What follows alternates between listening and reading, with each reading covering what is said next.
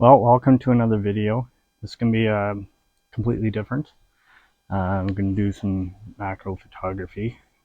I find it difficult in the early summer to get out and shoot. The sunrises are too early in the morning, sunsets are too late.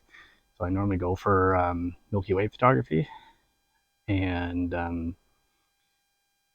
always cloudy when it's a new moon. So I haven't even been out to shoot that yet. In fact, I haven't shot since shooting the Northern Lights. So yesterday I forced myself to shoot. I did some water drop refraction work. I thought that'd be a great video to show here. It's pretty easy to do and you can do it from home. So there are a few things you need. I got third hand tools. These are all just Amazon. It'll allow us to hold some subjects. A source of water. So we're going to put water drops, and that's what we're going to photograph. So you can use a spray bottle. That's better for like using like a dandelion, and you're getting lots of little bubbles. You need a higher focus for that type of thing. So I'm going to use a blunt needle, and then you can just precisionally drop the thing. So this is flat; it's not going to hurt anybody. And then you need some light. So I just have a flashlight here. This is a decently high power one. I don't even know what the luminance is, but this hamburger helper thing is just to block the light. I'll show you what that will do later. Then you need a macro lens. You don't have one? Neither do I. So I have a set of extension tubes. So these are, I think, $100 for this set. You can get cheaper ones that don't allow the connection of the aperture. This one does, allows you to connect, but basically you put your lens here and the camera here, and this reduces the focal distance. So it essentially allows you to go closer than you normally would to focus. So I'll show that here.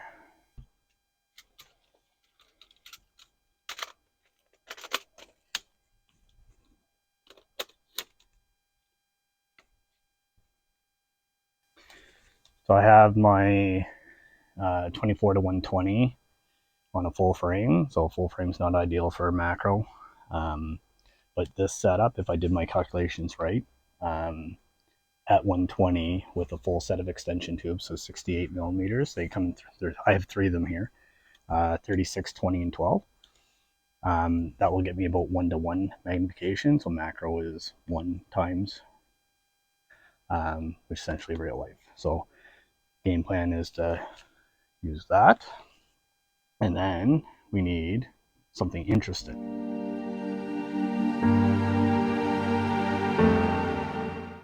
So this is an African daisy, or I'll fire up the real name for it, but I can't pronounce it. So I cut this one off the plant, one of the wife's plants from yesterday. It's still good, so I'm gonna use it again here. And so this is a Serenity variety of this one, and I love the color. But you want something flat, and then ideally like interesting color.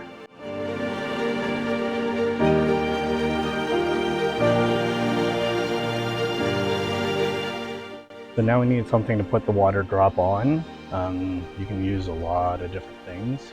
I'm just going to use a blade of grass. It's simple, easy, and everybody should be able to come up with something like that, but you can get some pretty intricate things. I've done a lot with dandelion seeds, but now we got to go find a big blade of grass, and I just mowed yesterday, so we'll see if I can get a big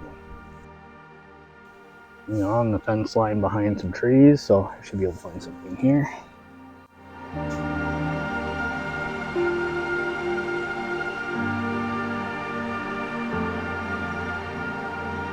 Should work.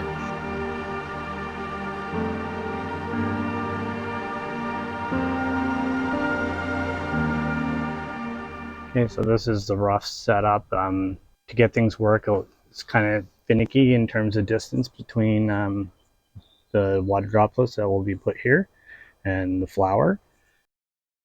So what we're going to try to do is get the reflection of this flower into the water drops. It's actually refracted, so it'll flip upside down. So if you were to, for a flower, it's not going to matter. But if you were to use, let's say, a picture of a lighthouse, you need to flip it upside down here, and it'll reflect and be upright in the water droplet.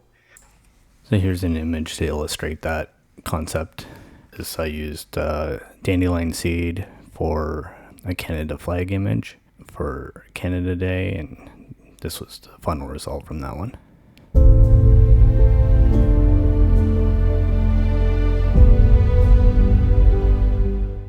So then we shine the light onto the flower, and it'll come through after we place the water drop. Oops, I'm bumping.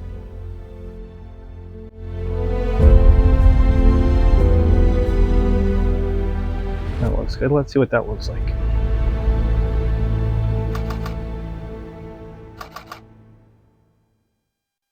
So I like to pan through the focus, and it's better to overshoot. It looks like it's sharp, but when you get it on the computer, it won't be. So you slowly move through the focus plane, taking your shot. So my setting wise, I'm f4, 250 seconds, and then ISO 100. But you can bump up the ISO a lot with these type of images. But I'm outside, so it's a little bit easier. Then you just want to get it centered, and I'll show you kind of what I'm looking at here.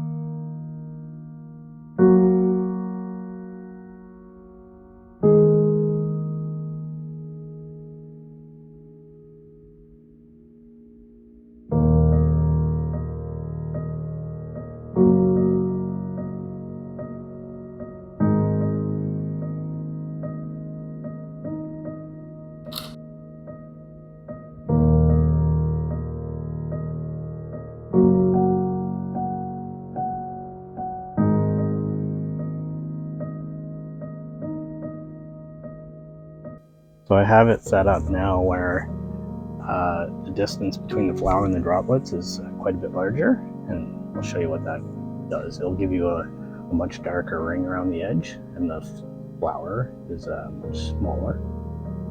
Again, there's a balance.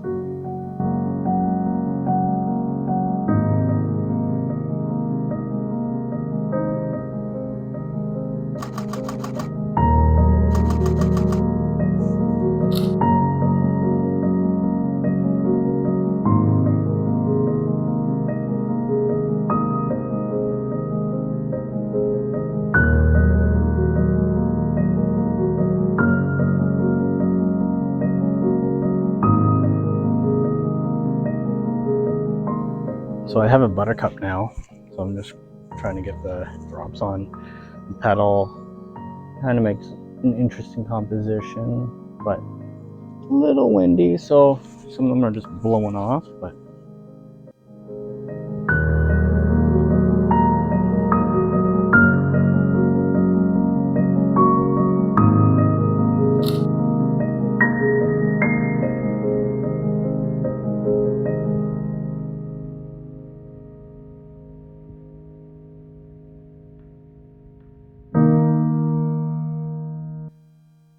Alright, so you can play around with pretty much anything that's in your backyard garden. The water drops bead on different objects differently, so some might seem like a good subject, but you can't get a droplet to stay, which is kind of frustrating. But a simple blade of grass will get you there. And what I was shooting yesterday was similar setup, but it was in water. So what I'm going to do is I'm going to put the flower submerged in water up to about half, so that it'll, when it flips, it's a whole flower.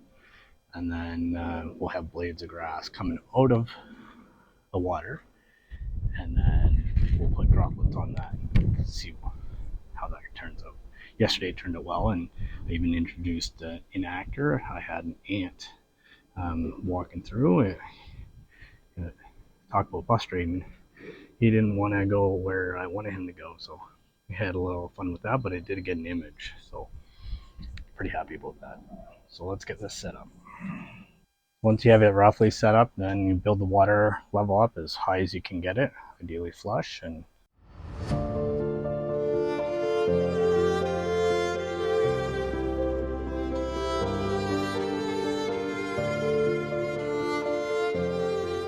okay, I think we're ready to start trying to put water droplets on.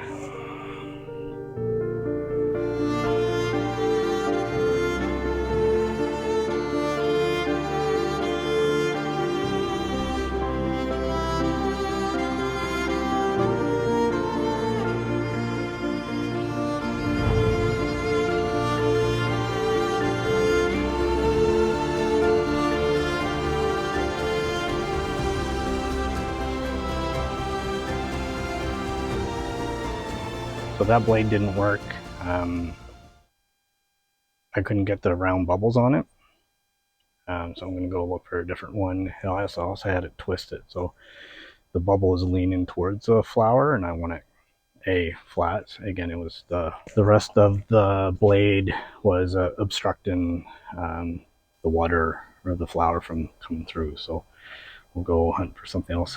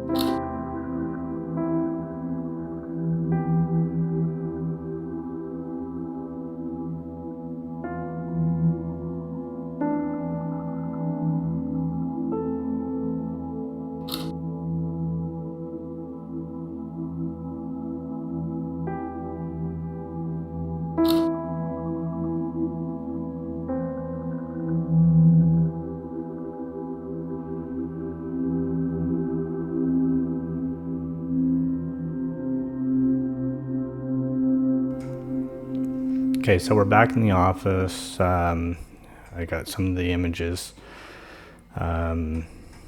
here after I called the ones that are completely out of focus.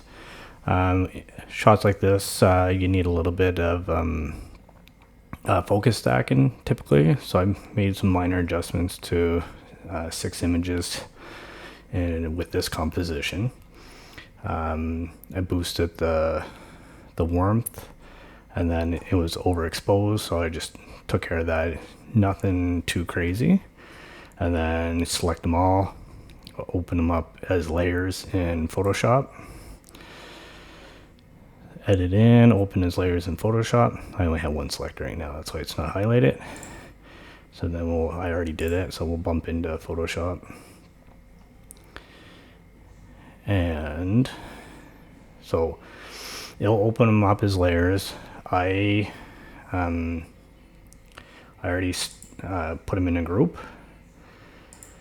And when you put them in a group, you go up into File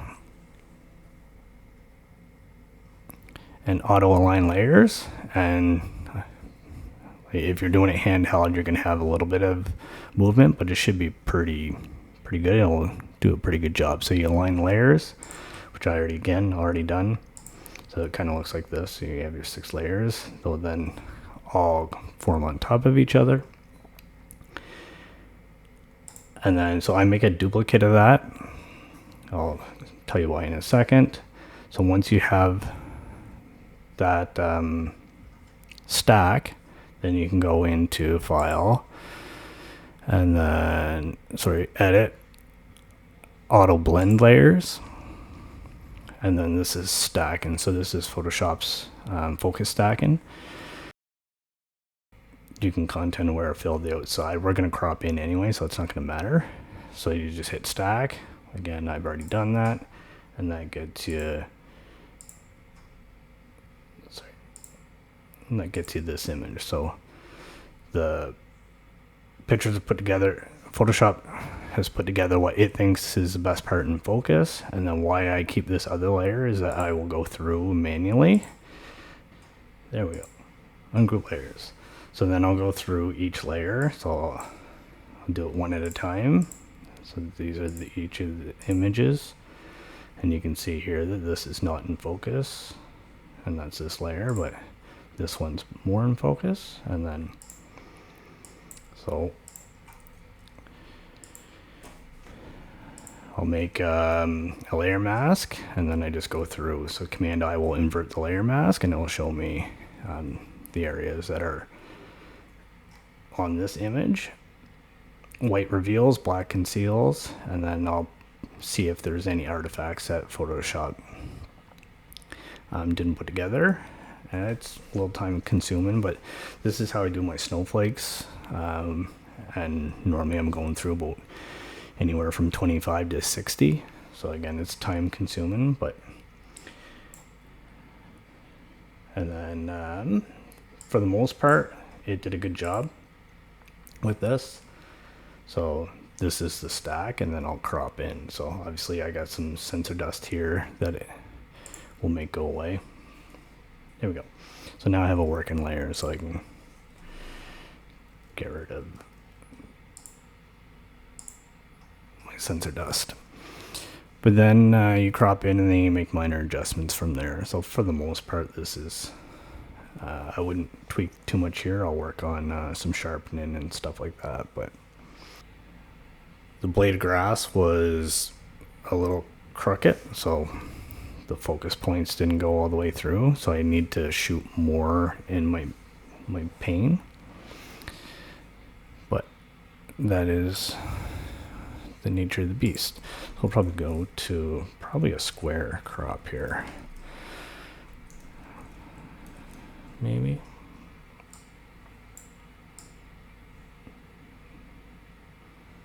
Maybe a 5x4. Anyway, we'll figure it out. But that's essentially what I do. Right off the start, I think the ones that I shot yesterday were better, but you can let me know, and we'll throw up some of the images here.